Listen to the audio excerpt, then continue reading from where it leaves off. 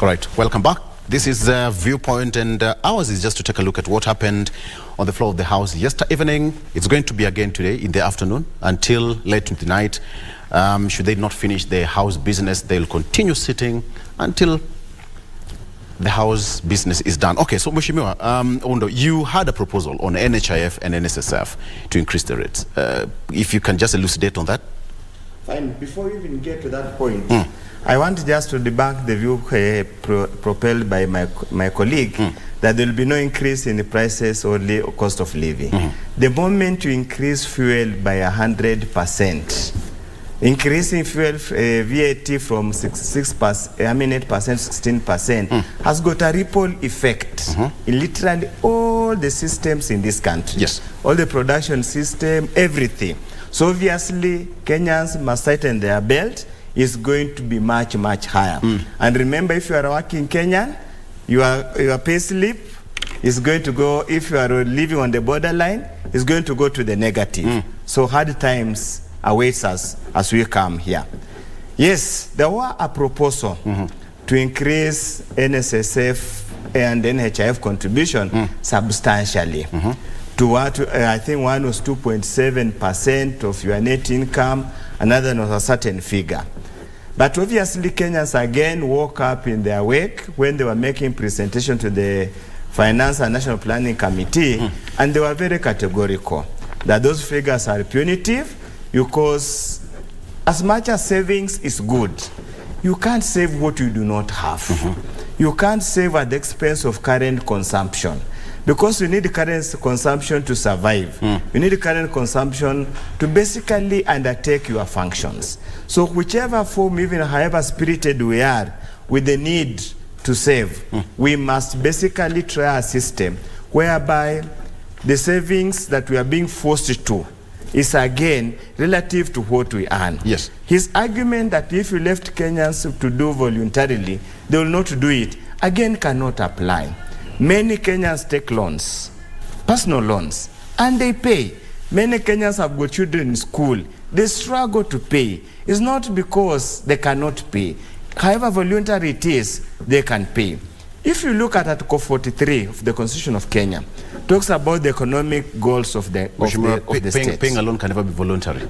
There are terms and conditions. Yes, precisely. Yes. The same way, if I choose, but some people we save in the circles, we save in the cooperative. It's voluntary because I'm building a saving to allow me take a certain facility later in life. Yeah. We save in one way. We forgo certain consumption here, for example, to buy a plot. We forgo current consumption to buy a cow. We forgo current consumption to do a few things here and there. Kenyans have a futuristic view. It's not a negative view like our colleagues in this other side want to paint Kenyans as reckless, hopeless, useless, people who must be cajoled, who must be beaten a certain line, must be literally forced to save. Kenyans save. And we save through many ways. Social networks, we save through many other ways. So Kenyans, given on their own, they will save for themselves. Kenyans save to build houses through incremental system. If you looked at Kenyans, generally speaking, to be honest, very realistically, and you know, let me confess, I've done housing and housing policy for 3 degrees consecutively. So I know about this, the argument, UN habitat, whatever the theories and the philosophies about housing. The best way to fail any housing program is to force it. That's the best way. I mean, all over the world, yes, there are very many cases of similar projects that have failed completely. Right. Because the moment you force me, just like we did in Kibra, you give me a 2-bedroom house, I cannot afford to pay electricity bill for that house. I cannot afford to cook with the gas. And the condition that I must cook gas, forgo my stove, forgo my charcoal jiko. What do? I look for somebody to take over and pay the difference, which is about 500, 300. I go and drink busa. Okay. Generally, I do not know when policy makers, policy implementers will come to the basics and say, yes, housing is not just an economic good, it's a social good, it's a cultural good. As we argue, somebody in Mandera, what constitutes housing for him? Can you constitute the same like somebody in Limuru? No. Okay. A nomad, okay. a pastoralist, the definition of housing is completely different. So to go for this homogeneous line of thinking is just academic laziness. Okay. It's as simple as that. Okay. Another phenomenon, academic laziness. All right. Mheshimiwa, you know, at the end of the day, the only way to have a failed housing project is to force it. That's according to him. Yes. But we've talked about this issue of housing levy over and over and over again. But it's a matter of concern to Kenyans. Perhaps now, how is it going to be? Allow me to. One of the reasons why Okiya Mtata went to court in last regime was because of the procedure, the custodian who's going to be the custodian, and so many other factors. So what is going to be different this time around? Allow me to demystify this housing thing. There is, and I would wish we could talk this devoid of our political parties. Exactly. Because Mheshimiwa Waundo here is an expert in this thing. The only challenge he is facing, he has a political godfather who is watching over him on what he is saying here. And if something is from the system, his godfather, they have said even if it's good, let's say it is bad. He has to look for a way of painting mud on it. Now, that's the challenge we have. But if we could get neutral and discuss these things intellectually and how they would work, you'll be shocked. This housing levy thing, we have collected money. The money has been ring-fenced for housing. The government will start housing. At the same time, this is a collateral for the private sector. The president is there. The Ministry of Housing is there. People want, investors from all over the world want to invest. The biggest challenge in housing is land. Government first is providing this land. We go to Kitui County, we say, let's move Kitui prisons from the center of the town, where is prime, and move the prisons to a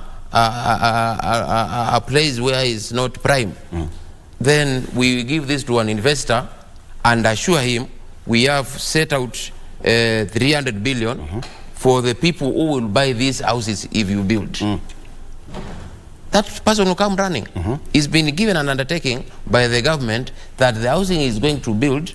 He's already been given land free by government to build. And the houses is going to build is already been shown money that will be given as grant or as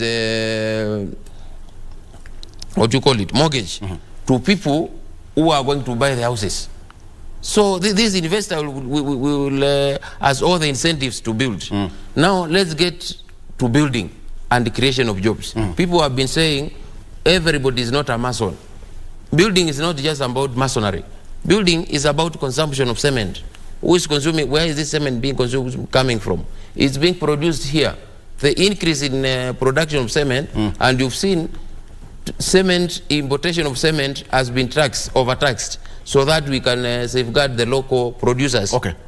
That will mean the local producers of cement will double their production. That means doubling workforce, and that's creation of job.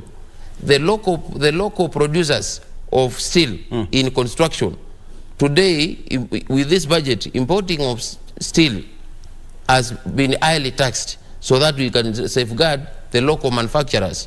So what will happen if we get housing programs all over the country? That has an impact, direct impact on production of steel. It will double, it will triple. Who are going to work in these factories in producing steel? These are Kenyans, young men. That person who has that company, which is dealing with steel, needs two accountants. If he was working with one, needs skilled and unskilled labor to produce this steel. Wiring.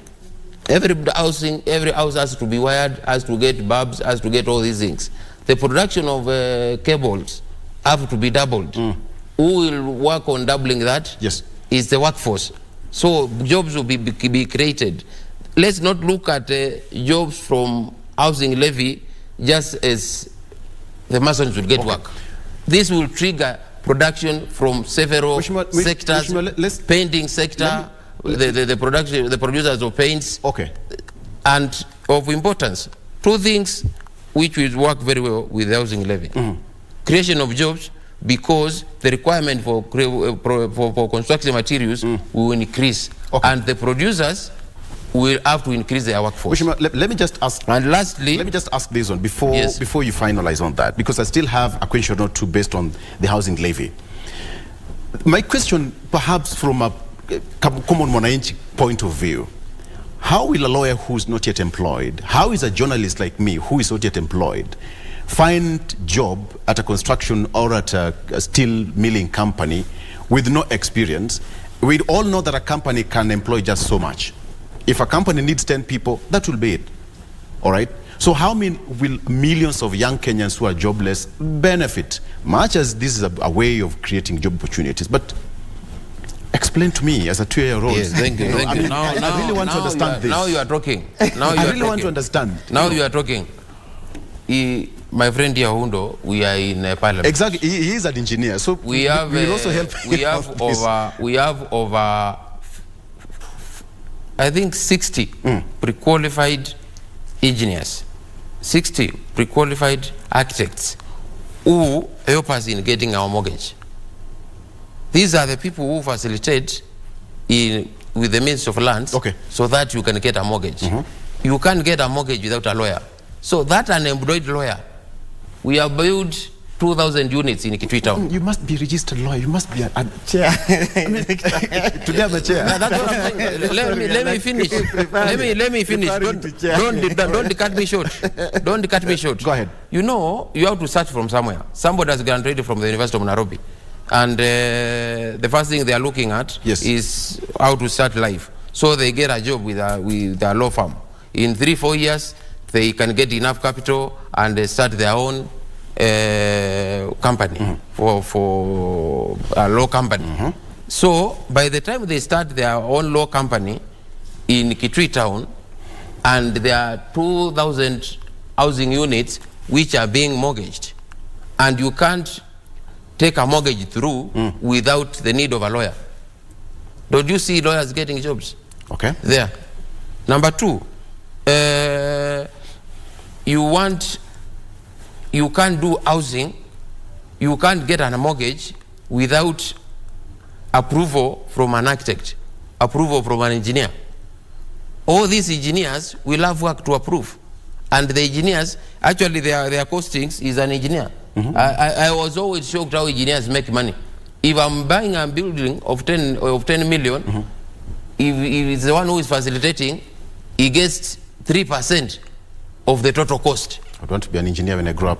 Yeah, that is what they are doing. Okay. So these young engineers, and it's only a signature and a stamp. Yes. And he gets 3% of my 10 million. And that's a young man in Kitui. That's a young man in Ifunyula. That's a young man in other part of the country. Take it from me, my friend. This thing has been properly thought of.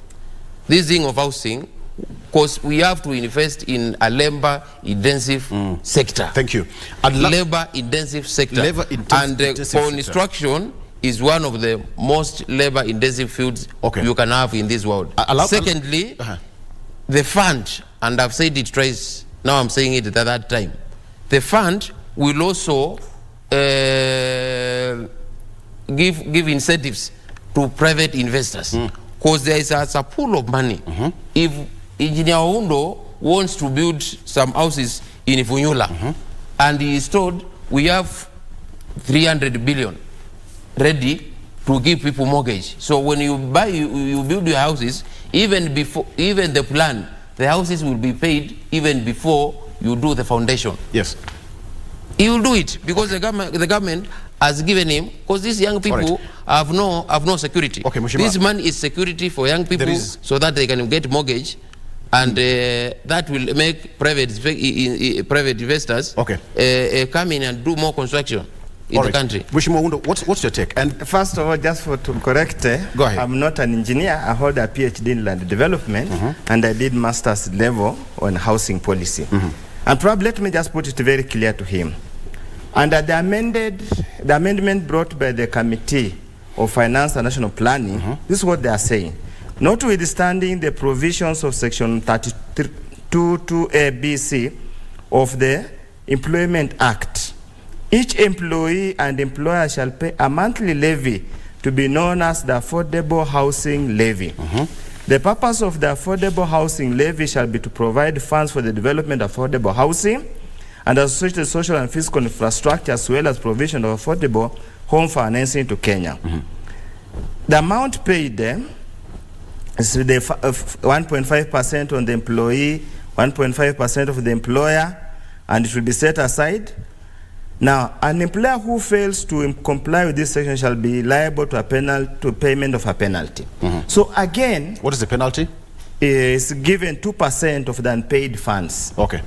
For every month, the same remains unpaid. So if it's 10 million, it's 2%? Yes, with tremendous respect to my colleague, Honorable Bai, this is not a housing fund. This is a tax. Period. No, that's the starting fund. That's the starting fund. Read again. That's the starting fund. You have the facts. You have the script. Clear. Read it. It's very clear. Read it is a housing levy. Thank you. And a housing levy is not, you not need to get quid pro quo. That's a starting fact. If you could allow me one minute to interject at that point, let me but if I remember, there were some changes in that bill that actually make it punitive if an employer doesn't remit 9 days after. Of course, yes. Yeah, this is what now. To ring-fence the fund. This is the new, the initial one. Yes. The initial one, the one of 3%, capped at 5,000 per month, had a provision that you will save for 7 years. If after 7 years, you are not eligible, again the word is eligible, you are not eligible to get housing, you will be refunded that money with the returns that would have accrued over the years of saving. Now that has been removed. Here is a straightforward tax, you pay, go wait and pray to your Almighty God that by an accident you will bump into a house. It's no longer, there is no return for your investment. Secondly, we need to be very, very, very clear here. First of all, when Mwai Kibaki became the president of Kenya, that's the time the housing sector boomed. He never introduced a levy. What did he do? He reduced the bank reserves to allow the banking sector, the financial sector, to pump money into the housing and real estate sector. Even at the moment, there's no shortage of funds from the private sector to pump into the housing sector. What we have at the moment, and it's a typical cycle in the property cycle. There is the downdraft, there is upward trend. We are at the bottom at the moment. The demand for housing is low because the disposable income is low. That's period. Okay. Again, you are even making matters worse. You earn 10,000. You contribute 1.5%. Your employer contributes 1.5%. That is how much? 300, Bob. When will you ever own a house? When will you ever accumulate savings at 300 Bob per month to own a house, so, even affordable house of 1.2 million? So who is eligible? Victor, let's just be very realistic. Let's be very realistic. Allow me to say this. And secondly, let me prosecute this issue. Again, this issue that the private sector will build, the government will I don't know, will give mortgage, what, it's not in the provision here. There's no provision for mortgage. The government doesn't give mortgages. In any case, let him move. Probably he's new to this, the housing matters. Even in the current Housing Act and the Housing Finance Corporation, we had that kind of a fund. Its sustainability was not possible. It collapsed. You had even funds, you would go to borrow, do home improvement in rural areas. It's not sustainable because Kenyans have this mentality of incremental housing. How many years do you build if you use the so-called cooperative society, how many years do you build a house? You build a house over a long period of time. Very few Kenyans. We have less than 200,000 or 2 million mortgages in this country. We have almost about 10-15 million households. And how many of those Kenyans do not have housing? Kenyans have developed their own innovative way of housing. Thank you. You go build a house in rural Kitui, the demand is zero. It's going to be a white elephant. You're going to have mosquitoes living there. You'll have birds living there. This is potentially a white elephant. And as we always say, corruption starts at budget your time level. For a rebuttal. Yes. What I'm saying is this. I've never seen a better idea and a wiser idea than the housing. He said that there are certain loopholes in the provision. Because and the reason I told Mheshimiwa to read again what he had read is he said it's a tax, but the provision says is the housing levy. We have the fuel levy. Mheshimiwa, as a constituency, Funyula constituency, every year gets 22% of fuel levy to improve roads in its constituency. Every constituency, regardless of is it a constituency in an opposition zone or is it a constituency in a government supported zone. Every MP gets what we call 22% of the fuel levy to improve roads, and the member of parliament is the patron of that. Imagine if we never had this fuel levy from the beginning, how our roads will be in the rural areas. And the MP has been given authority as the patron to oversee which roads are being done and oversee they have been done very well. Now, when we have this housing levy, borrowing from the fuel levy, yes, Mheshimiwa can attest to you, one of the reasons he has stayed in parliament for so long is because he has managed to resolve small roads issues in his constituency. Bridges, these culverts, these drifts, grading of roads with the 22%. Now, I want us to come to Nairobi here. When you get to Nairobi county government, it's only the governor and the CECs, the ministers, yes, who have access to mortgage. Okay. Or the rest of the staff have no access to mortgage. Majority of these people who are young people who will be in Nairobi for the next 20 years. And somebody have been sold, a Chinese is building houses in a government land, free land given to that Chinese by the government to build this house. And if those houses are built, the government has this housing levy. You have the permission to come and apply for mortgage to buy the house from the Chinese investor. The government, county government, has not given you as a director in health in the county government of Nairobi to get mortgage, because this is for the senior officers. You see? Yes. It's for the senior officers are the ones who get mortgage facilities. The junior officers don't get mortgage facilities. That is where the bottom up things come in. So you will find a director who can afford to pay a mortgage. Now he has an opportunity to do it. The money is there. It has been collected by the government. A Chinese has built. Okay. The Chinese has built based on the money accrued by the government through the housing levy, because there is a pool of money where it's very visible. People are borrowing and people are buying houses. So why will I not go for that house? Okay. You know, we are forgetting I'm entitled to a mortgage. My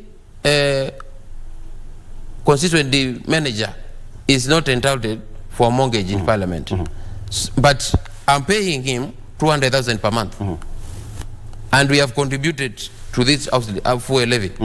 This young man needs a house in Nairobi, the way I need a house in Nairobi. All right. So when houses have been built in a government land somewhere in Kabete, and is assured of getting a mortgage from the housing levy to own that house, isn't that helping, my friend? I'm told I'll be ruled out of order because you're running out of time. He referred me to as the chair today.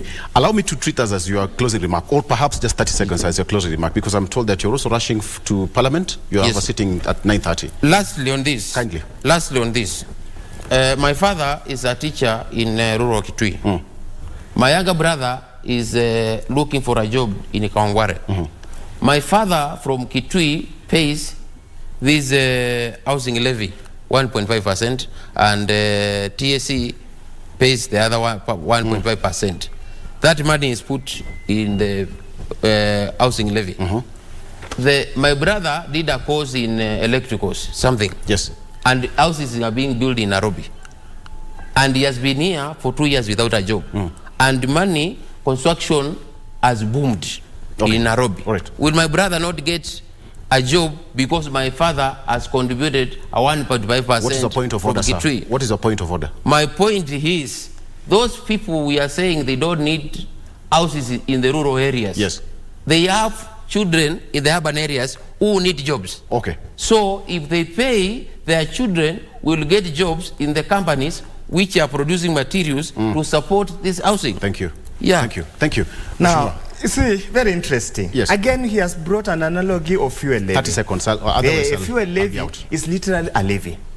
You do not have to get, you don't have to get equivalent amount of road or usage of road depending on how much you have paid. There are those who do not pay fuel levy, they use the roads. There are those who pay more, they do not use the road. So I just want Kenyans not to be hoodwinked. A levy is a tax. And the best tenets of taxation is that there is no equal refund or equal consumption of the services based on the amount you have paid. Secondly, just to cap up on that matter, and very clearly, housing is a factor of affordability. He has talked about a mortgage, which has nowhere within the laws and this finance bill. There's nowhere, no mention of a mortgage. He has talked about a mortgage. Again, for you to get a mortgage, you must have ability to service that mortgage. Okay. You have already been deducted. Okay. You are not going to use the 300 you are paying as a lien for the payment of the mortgage. Okay. It's already gone. So the question of affordability will arise much sooner than later. All right. And so honestly speaking, let's be very honest with each other. Let's just accept that this is our tax being forced down the throat of Kenyans for people to make money, to close up the gap. And as I've said, corruption starts at the point of budgeting. Thank you. And this one, corruption, is just is being built, is being created. At this particular I'm told moment. you have a tight schedule again today in Parliament. We wish you all the best. Please just make laws that will serve Kenyans, because that's where everything is done. That is where the kitchen is, and you cook for us we'll consume. Just to give you what is the amendment saying, the law says that an employer shall not later than 9 working days after the end of the month in which the payments are due remit an amount comprising the employee and the employer's payment. That is as per that, right? And so the employer will also give 1.5% and the employee will also give 1.5%. We'll be waiting to see how it's going to pan out in the floor. Today, we're taking a keen look on that, and Kenyans are watching at you, gentlemen. Thank you so much for being a part of the show. Thank you. Thank you. Asante sana. And by the way, today is Shakedown, World Rally Championship starting at KICC. If you have enough time, please go there. And Naivasha is going to be happening. Let's be responsible and take care of yourselves. Let's take a break. GMK continues after this.